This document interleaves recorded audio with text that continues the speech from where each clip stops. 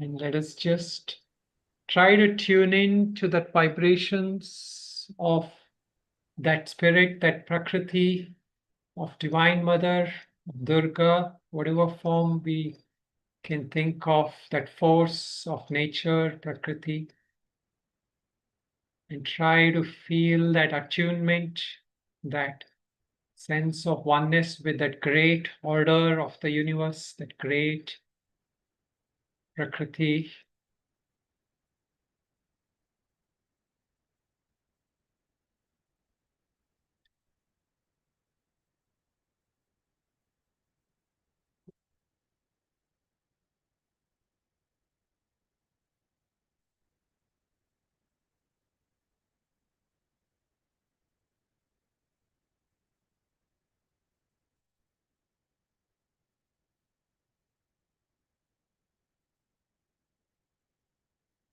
Om Ya Devi Sarva Bhuteshu Matra Rupena Samstita.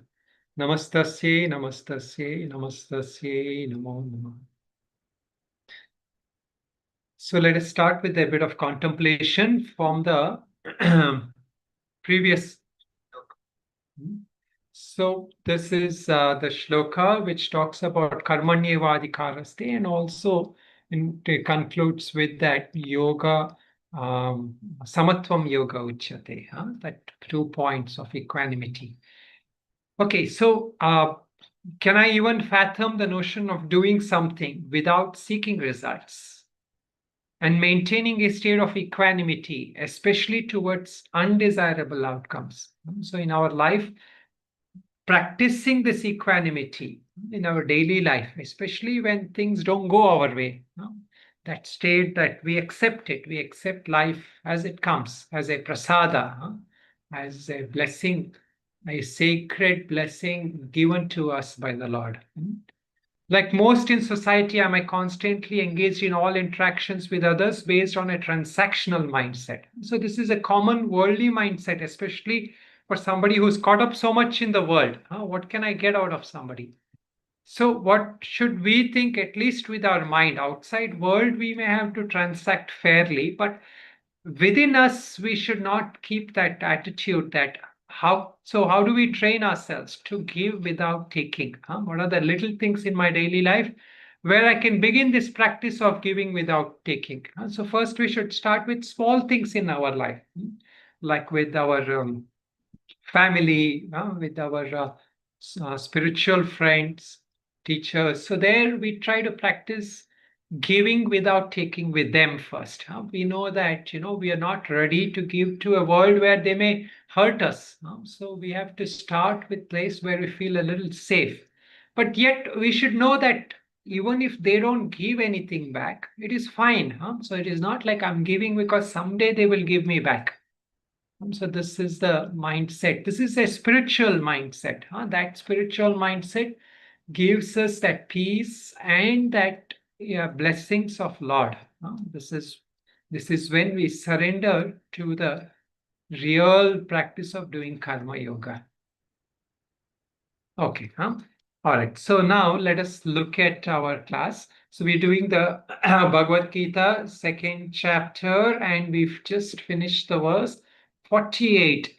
The key defining verse which explained that principle of karma yoga. The karma yoga is relinquishing that fruits of action. And so what are some of the points people remember? Karma yoga.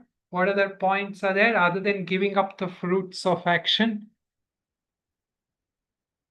Any other points?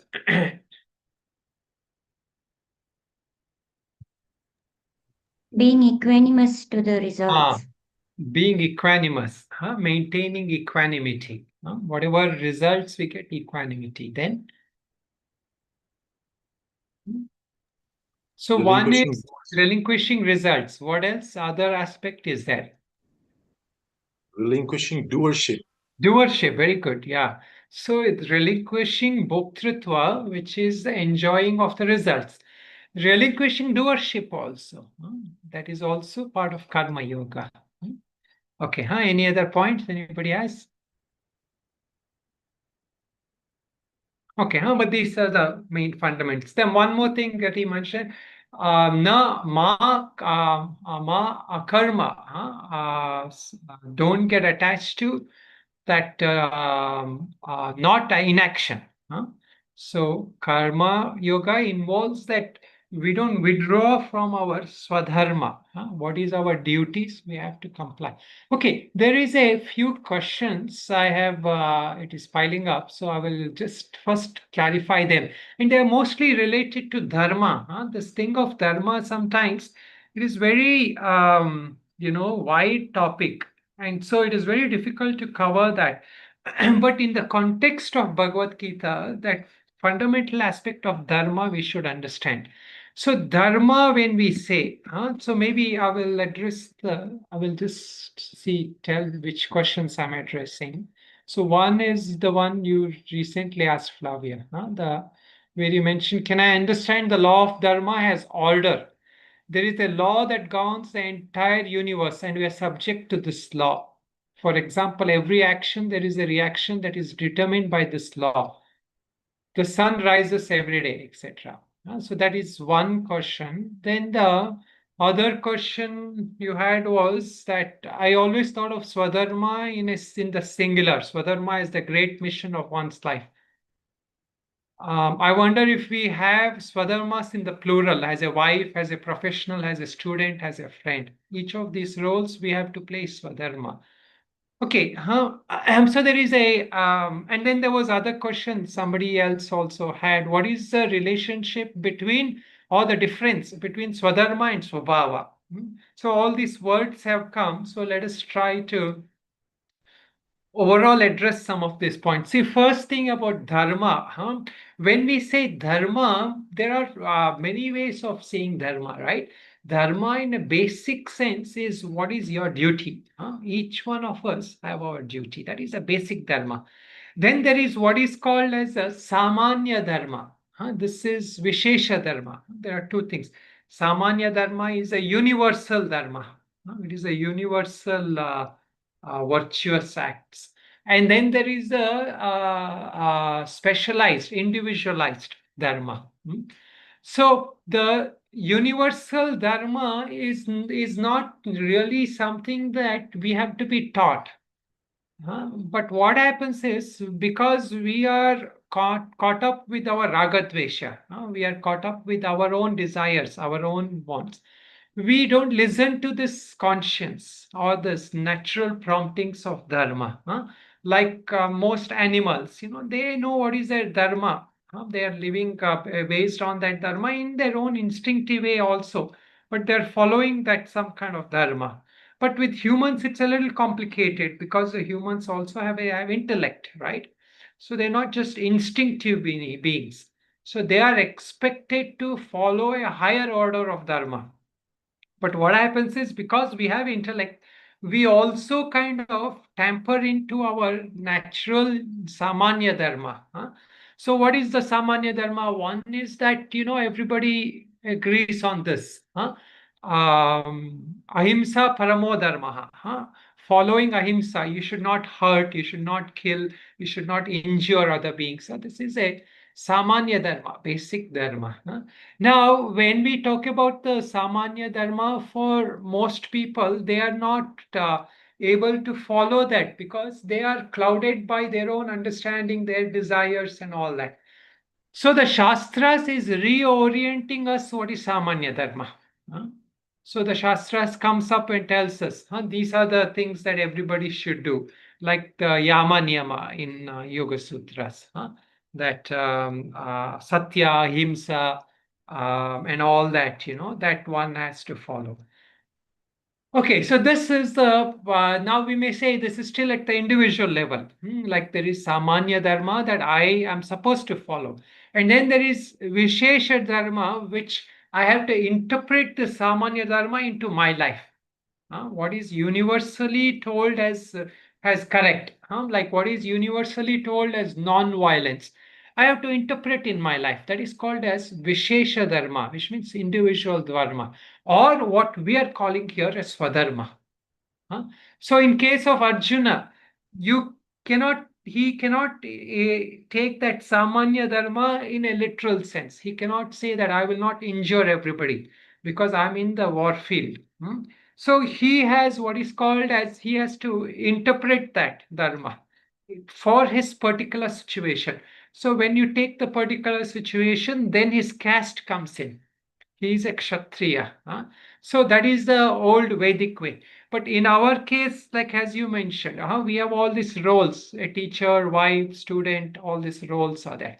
So those are our Vishesha Dharma. We have to interpret the universal laws of virtuous living to our individual case. So that is the Swadharma, that becomes a Vishesha Dharma, and here is mentioned Swadharma. But this is not a fixed thing.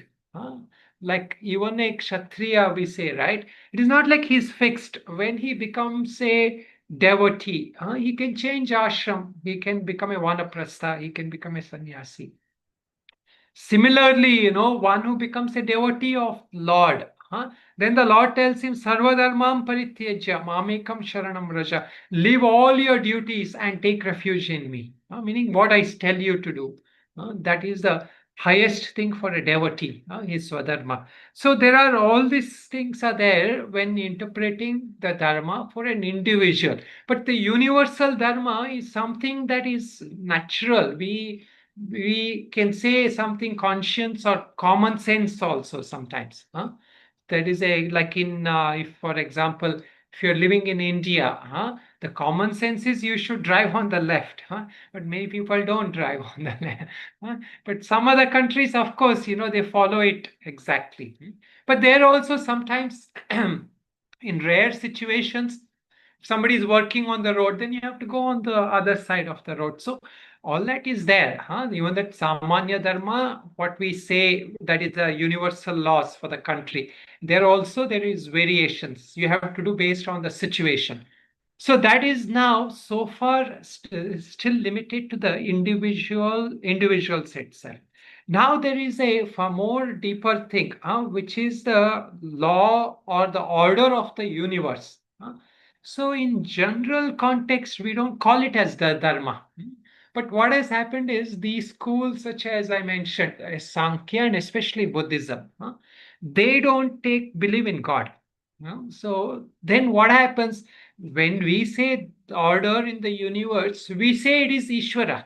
So creation and the laws of creation are not different. So when we believe in a personal or a saguna, like a individual force, an individual entity, like Ishvara, Saguna Brahma, Narayana, whatever. So, and even in many other religions also, they believe in that God as Father and all that, right?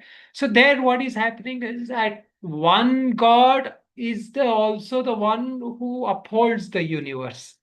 So what is his duty? He upholds that the order of the universe, and there it is not specifically that it is always like dharma is the only thing that is there. Dharma, adharma, both will be going on. That is the play of the universe.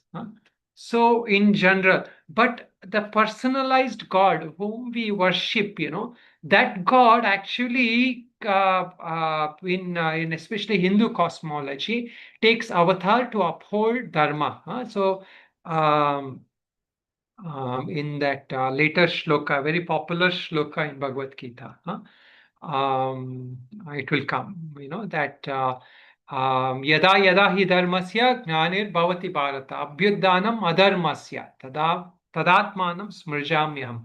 So whenever dharma declines, I will come and make sure that the dharma is upheld.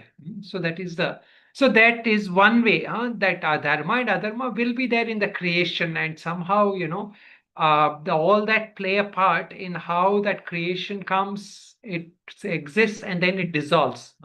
So when that adharma is too much, it will also dissolve sometimes. So this is the Hindu cosmology of how the dharma comes. But again, coming to the thing, in our darshanas only there is Sankhya philosophy, which is even more ancient than Buddhism, from where Buddhism has taken a lot. So what they decided is they will not call anything as a god. But then what is upholding the universe? There has to be some order in the universe, some laws. why does the sun rise? Why does the why do our digestive organs work? All that things. What is the force? Why is there gravitational force? So all this, the somebody has to uphold. So they decided they will. Sankhya said they will call Prakriti. Huh? So Prakriti is the one which creates and upholds these dharmas. But then there are individualized. They say there is individualized dharmas, and that is upheld also by the gunas. There is saguna, which will keep the purity. There is rajoguna, which will keep the action, and the tamoguna, which is that darkness, that the negative side also. So they're only each of them have their own dharma. So then the Buddha also said that the dharma is the force that upholds the universe. So in that sense, there is that general connotation that there, when we talk about dharma, it includes the order of the universe, but it is not really that. What upholds the universe is that our own dharma, individual dharma, is what we have to tune ourselves with. So when we tune ourselves with that create that order of creation or that creator, then we tune into that force of dharma, to follow that dharma. So in that sense, what that question was, that order of dharma is such that we are subject to its law, in the sense, just like how, if there is fire, if you put your hand in the fire, you will burn. Why? Because it is the fire's dharma to burn. So you have to be careful. It is like, what is the dharma? You have to understand. It is not like, the that laws. There are that those laws are in itself like the force of creation. So the creation is there by itself, and then that laws of creation is not something that everybody follows. Huh? So there are laws are violated. So it is not like that somebody is always holding the whole creation in together. The laws are violated, like how we are saying these days. The climate change is because of humans. They say, right? A lot of humans have done. So we don't always. There is no like real fixed force which upholds everything in creation. That basic things is there, forces are there. So that force of creation is not necessarily called as dharma. It is the order, it is the prakriti. And now that we are celebrating Navratri, we say that there is that mother of that universe, the prakriti, who tries to uphold dharma, who tries to uphold the thing. But when we there say, it is that she tries to make sure everybody gets their fair share. So how do that is done? That is where we say there is a law of karma. So that law of karma, if you want to say, is dharma. That how that law of karma functions, that is the dharma as such. But by the forces itself, the Lord doesn't control the universe. The forces are forces of nature. They are also subject to change sometimes. So then there is a word for that generally in our shastras. We say there is a niyati for that same force of prakriti. There is a niyati. Niyati means that there is a order. There is a some kind of order, but it is not like it's a fixed order. It is a changing order. That order also keeps changing. Um, yeah. So. So the only thing that we have to understand is, why are we interested in dharma? We are interested in dharma because, it is that natural way for us to live, the way to peace, the way to happiness. Meaning worldly level happiness, not the moksha. When we are following dharma, we are more in tune with the universe. We are naturally happy. We are naturally positive, peaceful, and all that. And doing our sadharma is ideally the way we function in the universe. These are our duties. if we do our duties, then what happens? There's harmony within us and harmony with those around us, because we are going per our duty. So in the olden times, what happened was a kshatriya didn't feel odd, or a shudra didn't feel odd that they were shudras. They knew that was their duty, that in that life, that is what they will do. And so they were okay with that as such. But of course, from a different perspective, we see that we call it discrimination and all that.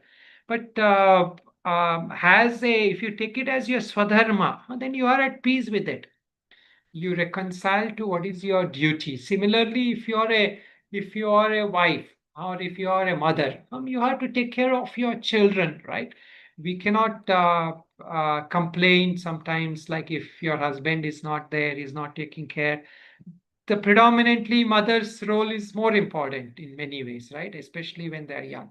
So there, that is that dharma we cannot necessarily let go because somebody else is not giving a fair share.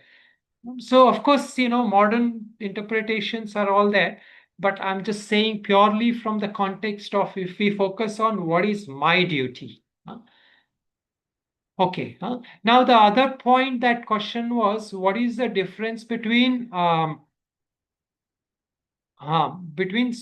and Swabhava? So there is where I mentioned that shloka in one of the class. It is mentioned, Shreyan Swadharmo Vigunaha Paradharmat Swanushthitat Swabhava Niyatam Karma Kuruvan Napnoti Kilbisham.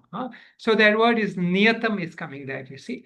By following one's Swabhava, one is in tune with that nature of that universe. So what is this swabhava? Is it something that I have skills in and that is my aptitude or my talent and I should follow that? If I don't follow that, then I don't follow my swadharma. So that is not necessarily the case. When we say swabhava, ideally we are from the Vedic context, again, that swabhava is in tune with that varnashrama. So if somebody is a kshatriya, he's born in a kshatriya family, naturally the genes and everything, they have more like a warrior kind of genes. So they are more tuned in for that. So that is why many times we also see, right? Like if somebody is born to whose parents are doctors or lawyers, they naturally want to become that. There is a natural kind of a inclination towards that. So we say that from a karmic sense also, there is a role why we are born to specific parents. Our swabhava gets, but it is also a way to exhaust our vasanas. We have certain inclinations, certain desires. So when we follow that, our swabhava, our aptitude, especially for young people, for when people are young, we tell them to find what is their aptitude. That is because if they are following what they are more inclined towards, then they will be less prone to depression or things. They'll at least be happy that they're doing what they're doing. Otherwise, they'll keep thinking, oh, this person is doing that, that person is more prosperous. So then what happens? Then you're just comparing at the level of the worldly status, not based on what you wanted to do. So that is why, generally for a peaceful living, we suggest that people follow what they're most strongly inclined towards. Okay, so this is the difference. Swadharma is your duties in life. So, swabhava is that duty you are exercising to follow. Swabhava is the aptitude or the qualities you have in order to fulfill that swadharma. So, swadharma and swabhava are aligned ideally. Like what is our inclination and what is our duty is generally inclined. But some cases it may be like, when we talk about things such as mother and all that. So there actually what happens is that mother also, that Swadharma determines, meaning her role as a general person determines her Swadharma. So that role of mother and all that is in a way secondary. So from a karma yoga perspective, that swadharma is that duties one does in this world. So if one is a housewife, then it's okay. She doesn't have to do. She's only there as a son, as a mother, wife, and all those roles. So otherwise, as somewhere somebody mentioned, there is some mission, something we have to do, something that is because that is the way we do our karma yoga. Huh? See, the idea is that even if one person is not wanted by everybody, like say he's born to somewhere, their family doesn't want him or her, or if somebody is there, in some society, some company, people don't appreciate some one person. But the thing is, each one is there in this universe. Every person is an important thing from the universal perspective. Hmm. So they have a role by just being there. They have some role. So that every person, there is no such thing like one person is not wanted. Then the universe could do without him, kind of thing. Because they are there to fulfill some role, some mission from that grand perspective of life. So all this is again moving away from actual shastras for the sake of moksha. These are all the definitions given for our understanding, our comprehension.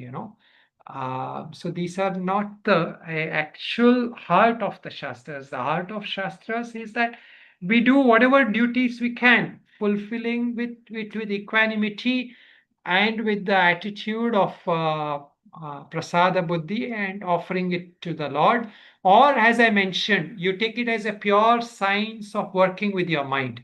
Hmm? Pure science of just you learn to practice that equanimity, like how somebody was asking, how do I go about practicing equanimity? Like, is it something that I have to keep, do I do some specific meditation or some technique? No, it is just in our daily life. We have to use everything. Like I just was thinking, if somebody were to do this, like you wake up in the morning, your weather is not good, immediately remind yourself, Samatvam.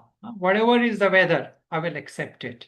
Uh, let's say it's your mother or your wife makes or somebody makes breakfast for you and you don't like it. Immediately accept it. Samatva. You go to work, you're stuck in some traffic jam. There is, again, you feel irritated, then automatically bring that thought. I accept it. Samatva.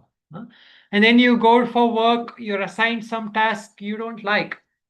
See, especially in undesirable circumstances, we should think, and samatvam is yoga uchyate, equanimity. And then you're praised for work also, you feel elated. Again, you bring in that thought, equanimity. I want to be even minded. And then the thoughts itself, if you start feeling proud or if you start feeling disappointed, there also you can go one level deeper and say, whatever thoughts are coming, also, I feel okay with that. See, that is the fastest way to be at peace, get back your intellectual faculties of discernment and wisdom. So, samatvam is that practice through which you reawaken your intellect in your daily life. When it is caught up with raga dvesha, that intellect that is caught up with craving and aversion will never give you a proper unbiased decision. So the first way to get to a quick, unbiased decision-making capability is practicing equanimity. Okay, So this is the I wanted to address all these questions on the. Anybody has any specific question on what I said so far regarding dharma, swadharma, swabhava? If not, we will go to the.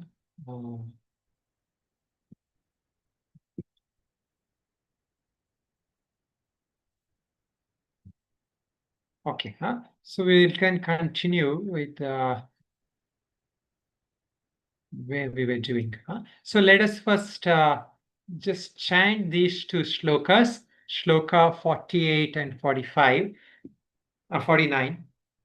And then we have already looked a little bit at 48, but we will chant it again. So please repeat after me. Yogastha kuru karmani Yogastak kuru karmani sangam tyaktva dhananjaya sangam Dhananjaya siddhya siddhyo samo bhutva siddhya siddho Samo Bhutva samatvam yoga uchyate. samatvam yoga Yoga Uchyate Durena hyavaram karma durena yavarang karma buddhi yoga dhananjaya buddhi yoga dhananjaya buddho sharanam viccha buddho sharanaman viccha krupana phala hetavaha. krupana phala hetavaha. Okay, so we have already looked at the shloka 48. Yogastha kuru karmani sangam tyaktva dhananjaya. Dhananjaya is Arjuna. So, O Arjuna, established in the yoga.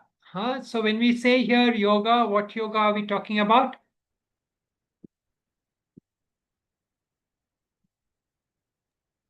What yoga is it referring to when he says yoga here? Karma Yoga. Karma yoga. So here all the discussion is about karma yoga. So wherever yoga will come, we have to remember. Yogastha kuru karmani sangam tyaktva. Let go of attachment. So attachment here is that attachment to that whatever work you are doing, whatever work and the results of that work you are expecting. We should let go of that attachment. Basically, here he is referring to that kartritva, the doership, that I am going to do this, and through my action, I hope to bring about such a result. So that is that attachment here to that work. Work itself here is that attachment. So I mentioned last time, right? Most people are identified with the kind of job they do or the work they do. Even if they are a housemaker, they say that, oh, I take care of my family. So that also is like an identification with the work we do. Sangam tyaktva. How do I let go of that attachment? So this is what we mentioned. How do we let go of our doership? We have to do it for the Lord. We have to offer it to that Lord. This is the devotional way. Other way is that knowing that these actions are happening through me. All the gunas are working. There is no separate I. This is the more like the spiritual intelligent way of coming with the jnana yogi perspective. If you don't want to look from the devotional perspective, then the knowledge part is all these things is happening. The gunas are working. Guna guneshu vartante. Later on, the Lord will say. All these gunas are working. What makes you think you are doing it? So that letting go of that sangatva, that attachment that I will bring about. Arpana buddhi, as we mentioned last time.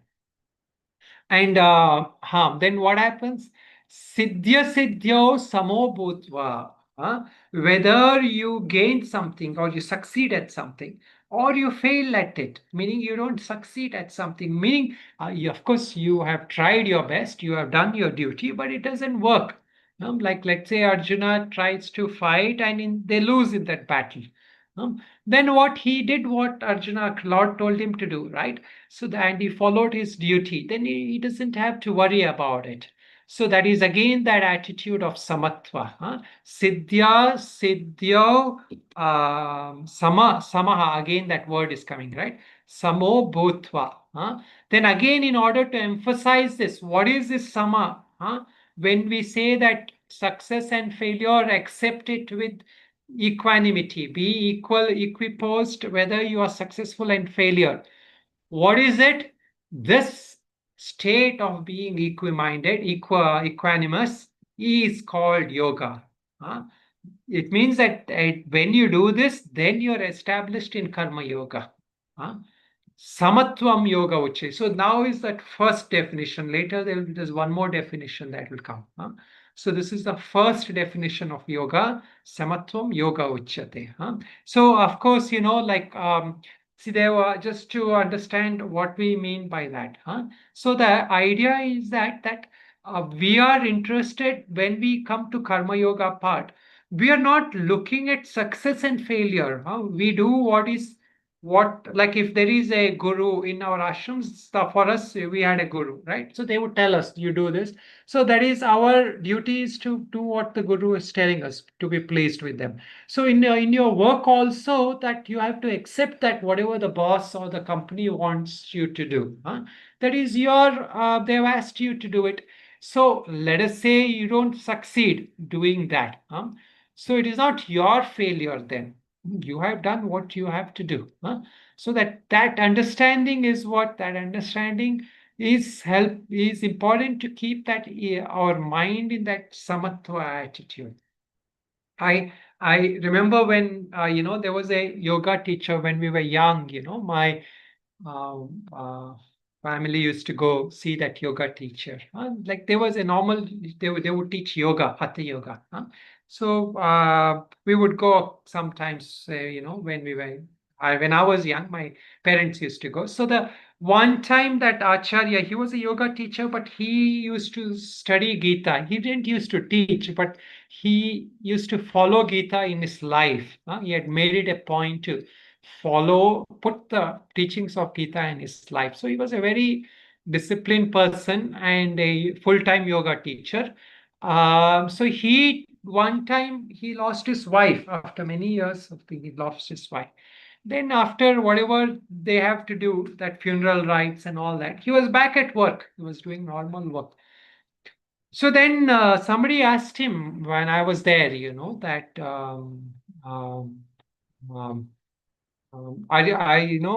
you seem to be able to do your function, like you're able to function even though you lost your wife of, I don't know, 30 years or 20 years or something. So aren't you kind of, doesn't it cause you difficulty to do your work? That was the point. Meaning, like, because that grief is there, right? Isn't it making it difficult for you to function? So he said, see, the idea is that all my life I practiced on not worrying about what happens, but worrying only if I lose that samatvam. So this is what is a fundamental point. If you understand the subtle difference here, we worry about something I lose. What we should really worry is when we lose our equanimity. So for a sadhaka, the worry is not that you lost 1,000 rupees in some stocks or something. Of course, it can be practical, some concern, but the real worry for a sadhaka is that you have lost your equipoise of the mind, that state of my equanimity. So that is the focus, our shift of all our energies are focused like that. So that person, that is the yoga. So this person was a normal hatha yogi, but he was practicing this real karma yoga in his life. So he was able to function even though difficult things happened in his life. Okay, then the next shloka.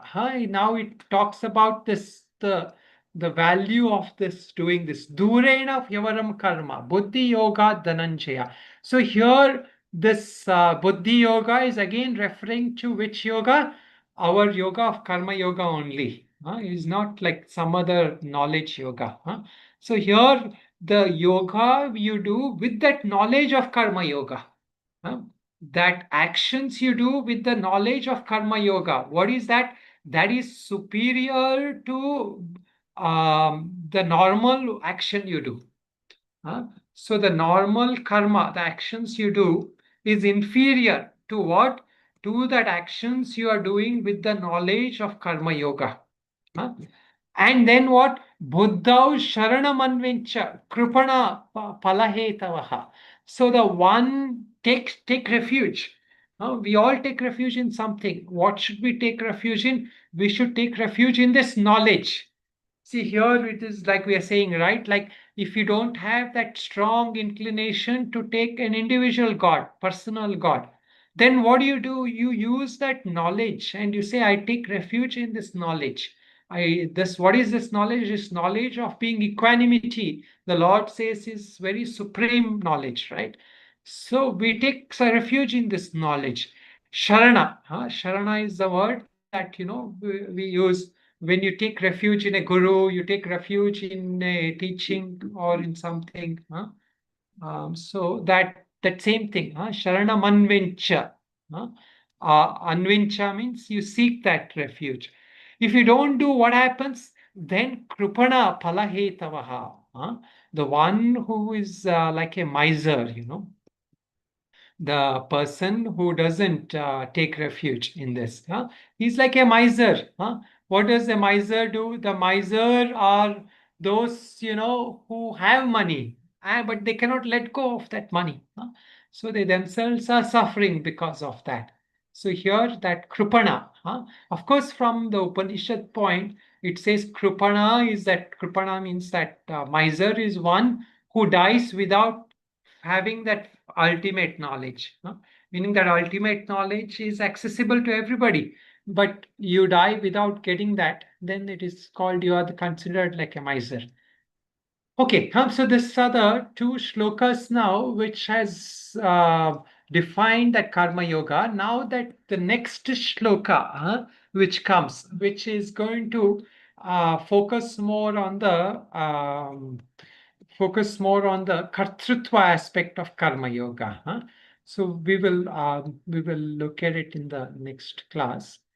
I'll probably end a few minutes early today, but if anybody has any questions, anything you want to ask, you can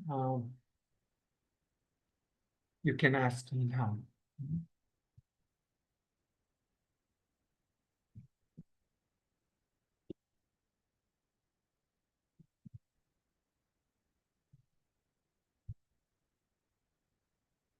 Swami, if nobody wants to ask, I would like to ask something. But Okay. first, I want to know if someone wants to ask. Yeah, does anybody else wants to ask anything? If anyone wants to ask me after the class also. Yeah, go ahead, Flavia. Okay. Swami, about the 48 shloka. For example, if I am not in tune with my Swabhava, now, for example, I'm a musician and I'm working as a cleaner. Maybe I cannot have equanimity. First, you have to have also this Swabhava. No. See, that is what I was trying to explain. That Swabhava is not necessarily like a musician and all that. It's more generic, like you can say, Swabhava might be something more artistic or something more that is giving you ability to express yourself in a very like an artistic way or something like that. So maybe as a cleaner, I don't know what is the artistic way, but maybe there is some opportunity there. So that is what we are saying. Like when you do your job, you can exercise that swabhava of yours in that job itself. So as warriors also, Arjuna's swabhava drove him to be an archer. That is Bhima. He used the mace. He was also a warrior. All their jobs were warriors, but their expression of it was different. Is it like a talent? There is a hidden talent or a natural talent. Yeah. Can we say it like that? Yeah, talent again, sometimes we say when we talk about talent, we are talking of specific things generally. You can say more like some kind of an aptitude, and that aptitude is your connection with that what you were talking as the order of creation. See, like in a family, there are some who are introverted, some who are extroverted.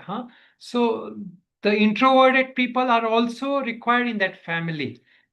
So that is their, you can say in like a way, their swabhava is there in that introversion.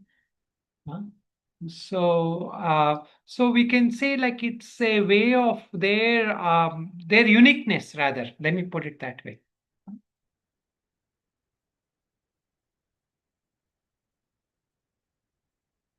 So Swamiji, it comes by birth. Generally, swabhava is we can say it comes by birth, but it is more based on one's vasanas, So here that swabhava is something that we have developed by working in previous lives. Like, we say like sometimes there are great cricketers who are child prodigies, They become at a very young age, they are exhibiting some so that is not necessary they got it from their parents. It has come to them as a part of their vasanas. Yeah. Who was it?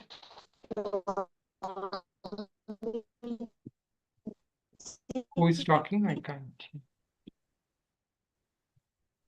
Shyamalaji is trying to speak, but the not clear. Her internet is usually not good, so I can't hear what she's saying. No, I can't hear you, Shyamalaji.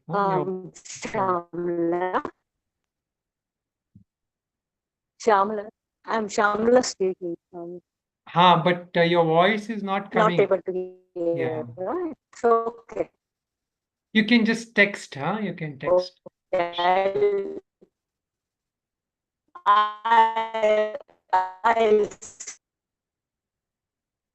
Somebody else was also talking, right? I was just going to say that so our vasanas get expressed in swabhava. What, Rui? What did you say? Vasanas? Our vasanas, our tendencies manifest themselves into our swabhava, our inclinations, aptitudes. Correct. No, that is what we are trying to do. That ideally what happens, the vasanas will also want to go based on our raga dvesha. So when we, actually, no, you're right. Vasanas determine our swabhava. So then we try to express that swabhava into our swadharma. So otherwise what happens, our vasanas will go as per our raga dvesha, our craving and aversion. But by channelizing those vasanas into our swadharma, what happens is we are exhausting it in a way that it gets extinguished. Otherwise, what happens? You express it in the raga dvesha, things you crave, things you are hating. Then it gets more and more. That vasanas will keep increasing. But if you express it in your swadharma, in your duties, then those vasanas will get extinguished. So this is why, Karma Yoga is an opportunity to provide a holistic way of purifying ourselves. That Chitta Shuddhi. Actually, there was one more question I didn't address that. There was a question which asked that is Chitta Shuddhi and Antakarana Shuddhi the same thing? So yeah, technically they're the same thing. But generally what happens from a yoga perspective, we generally say Chitta Shuddhi. Because the yoga perspective does not take off the Antakarana as we talk about in Vedanta. That Manobuddhi Chitta Ahankara. That we don't take in the there. So what is that Chitta? The Chitta is nothing but a stock of vasanas from a yoga perspective. So the main point of your yoga sadhana is to overcome that vasanas, that chitta shuddhi, for the chitta shuddhi to happen.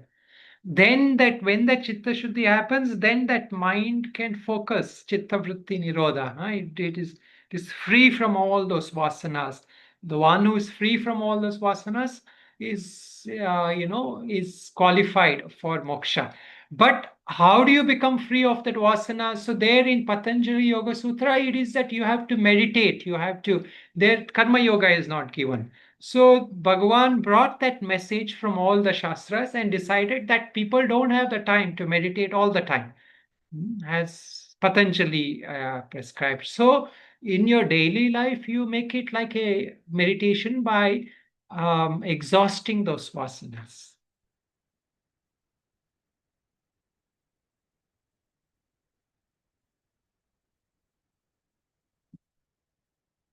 Okay, huh? All right, we will leave it like this.